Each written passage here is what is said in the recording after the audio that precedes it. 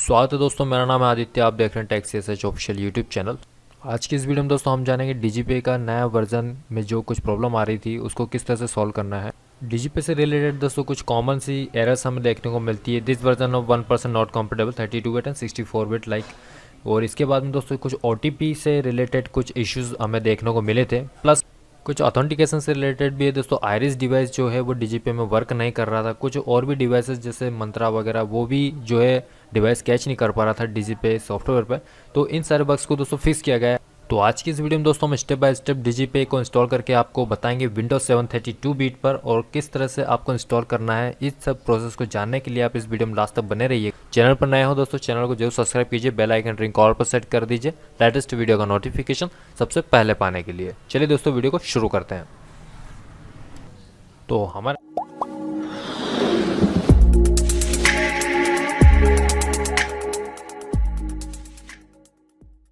हमारे पास में दोस्तों ओरेकल बॉक्स है, जो कि इस ओरेकल वर्चुअल बॉक्स में हमने विंडोज़ 7 32 बीट को इंस्टॉल करके रखा है। और यहाँ पर हम इसे ऑन करते हैं और आप देख सकते हैं कि हमने जैसे डीजीपे पर डबल क्लिक करके जैसे हम ओपन करने की से कोशिश करते हैं तो ये हमें एरर देखने को मिल जाता है। तो सबसे पहले दोस्तों हमारा ये जो एरर है इसे हमें फिक्स करना होगा। प्लस में दोस्तों जो भी ओटीपी से रिलेटेड बग्स हैं वो भी इसमें फिक्स हो जाएंगे। प्लस में जो भी डिवाइसेस वगैरह कैच नहीं कर रही है तो वो भी यहाँ पर ऑथेंटिकेशन से रिलेटेड आपकी डिवाइस भी यहाँ पर शो करने लग जाएगी। और यहाँ पर हम कुछ दोस्तों जो भी फिंगरप्रिंट डिवाइसेस जो है उनका कुछ बायोमेट्रिक इशू या फिर इंस्टॉलेशन से रिलेटेड कुछ ड्राइवर्स वगैरह में कुछ इशू है तो मॉर्फो का दोस्तों हम आपको यहाँ पे बता देंगे किस तरह से आपको क्या सेटिंग करनी होती है। तो चलिए दोस्तों हम बढ़ते हैं डीजीपे को इंस्टॉल करने को लेकर के। तो हमारे पास में दोस्तों ये जो डीजीपे है सबसे पहले तो हम इसे अनइंस्टॉल करेंगे।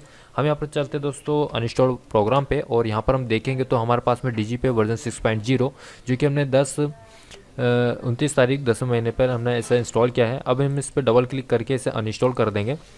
अनइंस्टॉल ये दोस्तों हो गया है कम्प्लीटली। एंड इसके बाद में हम दोस्तों सी ड्राइव पे चलते हैं। तो यहाँ पर हमने सी ड्राइव ओपन किया है। अब यहाँ पर आपको CSC ई गवर्नेंस नाम का एक फोल्डर दिखता है, इस पर आप शिफ्ट प्लस डिलीट प्रेस करेंगे तो यहाँ पर ये जो रिसाइकल बिन में भी स्टोर नहीं होगा, कम्प्लीटली यहाँ से डिलीट हो जाएगा।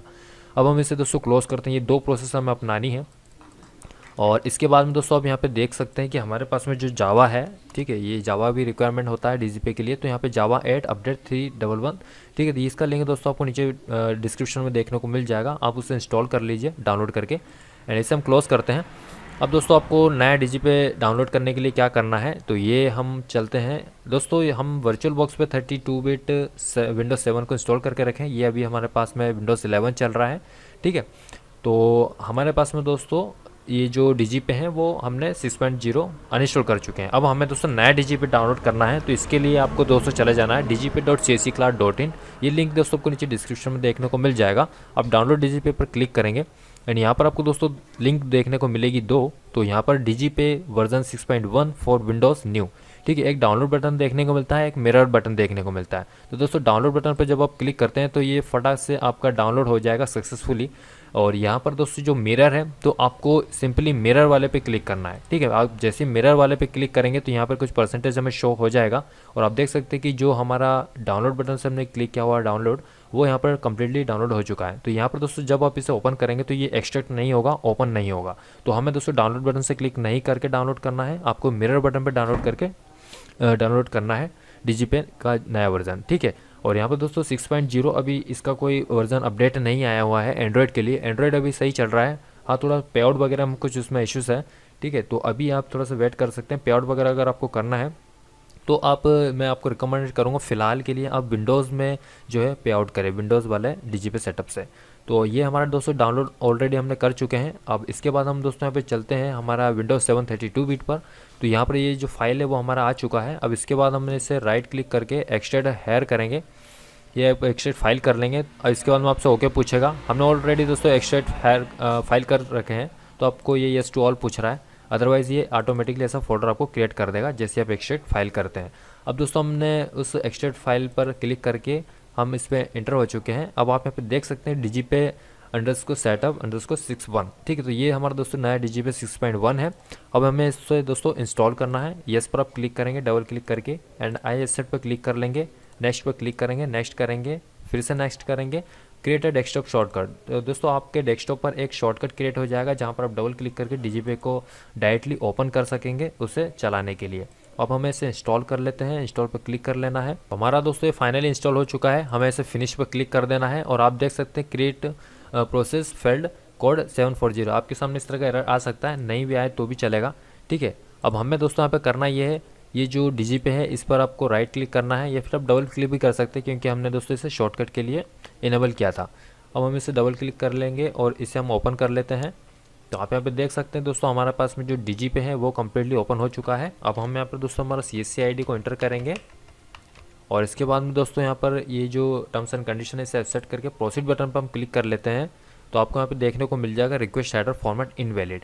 तो यहाँ पर ये दोस्तों कुछ रिजोल्यूशन से लेकर के शायद ये प्रॉब्लम हो सकती है क्योंकि हमारे पास में जो विंडोज़ 11 है वहाँ पर दोस्तों जब हमने ये जो नया डीजी पे है 6.1 वाला, इसे जब हमने इंस्टॉल करने की कोशिश की तो ये कम्प्लीटली इंस्टॉल हो गया है और वहाँ पर चल भी रहा है। विंडोज़ 11 में भी चल रहा है, ऐड में भी चल रहा है।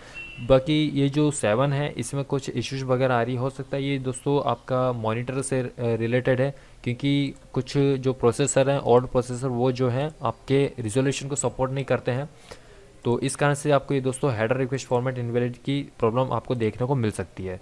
तो इसके लिए दोस्तों आपको करना यही है कि आप एक बार ट्राई करें या तो आप एक अदर मॉनिटर, शायद मैं रिकमेंड नहीं करूँगा कि मॉनिटर से ये प्रॉब्लम फिक्स हो जाए, 100% मैं श्योर नहीं हूँ, लेकिन फिर भी आप एक बार ट्रायल ले सकते हैं क्योंकि हो सकता है कुछ प्रोसेसर की वजह से कोई ओल्ड प्रोसेसर हो, इस कारण से ये जो प्रॉब्लम है वो आपको देखने को मिल रही है।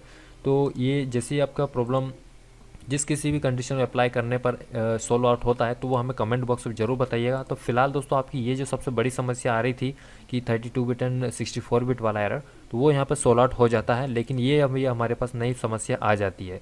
ठीक है, इसके बाद में दोस्तों जो आपका बायोमेट्रिक से रिलेटेड जो इश्यूज़ है, ठीक है, जैसे आप दोस्तों मॉर्फो अगर आप चलाते हो तो आपको दोस्तों मॉर्फो के लिए आपको एक बात ध्यान रख लेना है कि आपका जो मॉर्फो है और मॉर्फो का जो ड्राइवर्स वगैरह हैं वो आपका चलेगा कम्युनिकेशन मोड 1 पर। ठीक है, तो अगर आप जहाँ पे जाएंगे लोकल डिस्क C में आपका जब मॉर्फो डिवाइस का सेटअप है वो इंस्टॉल अगर है Morpho RD service as soft. ठीक है, अब यहाँ पर आप डबल क्लिक करके जब ये कॉन्फ़िगर सेटिंग .ini पे आप क्लिक करेंगे तो यहाँ पर आपको दोस्तों एक नया विंडो देखने को मिलेगा जहाँ पर आपको दोस्तों यहाँ पर मिलता है कम्युनिकेशन मोड 0। ठीक है, तो यहाँ पर आपको दोस्तों 1 कर लेना है। अब जैसे यहाँ पे 1 करते हैं, 1 क्लिक कर लेने के बाद हम फाइल पे जाएंगे और इसे सेव कर लेना है और सेव कर लेने के बाद में आपको यहाँ पे जाना है सर्विस सेटिंग पर। अब जैसे विंडो प्रेस करेंगे, विंडो की प्रेस कर लेने के बाद में आपको यहाँ पे सर्विस सेस पे जाना है और सर्विस सेस पर आप दोस्तों जैसे ही जाते हैं तो आपको यहाँ से अपना जो मॉर्फो का RD सर्विस है उसे आपको रीस्टार्ट कर लेना है। ठीक है, तो वो आपको किस तरह से करना है मैं आपको बता देता हूँ। यहाँ पर हम चलते हैं, हमें यहाँ पे दोस्तों मॉर्फो RD सर्विस को फाइंड करना है, ये रहा, और यहाँ पर हमें रीस्टार्ट कर लेना है। मॉर्फो स्मार्ट USB सर्विस, इस पर भी आप क्लिक करके इसे रीस्टार्ट कर सकते हैं चाहो तो। एंड इसके बाद में आप दोस्तों ट्राई करेंगे तो आपका जो डिवाइस नॉट फाउंड वाला जो एरर है वो यहाँ पर आपका सॉल्व आउट हो जाएगा। एंड इसके बाद में अदर जो भी डिवाइसेस जो कैच नहीं कर रही थी वो अब ये जो नया DGP 6.1 है इसे इंस्टॉल कर लेने के बाद में वो भी प्रॉब्लम आपकी सोल्व हो जाएगी। आई होप दोस्तों वीडियो आपको काफ़ी पसंद आई होगी। अगर वीडियो पसंद आई तो जरूर लाइक कीजिएगा, चैनल पर नया सब्सक्राइब कीजिए, बेल आइकन रिंग ऑल पर सेट कर दीजिए लेटेस्ट वीडियो का नोटिफिकेशन सबसे पहले पाने के लिए।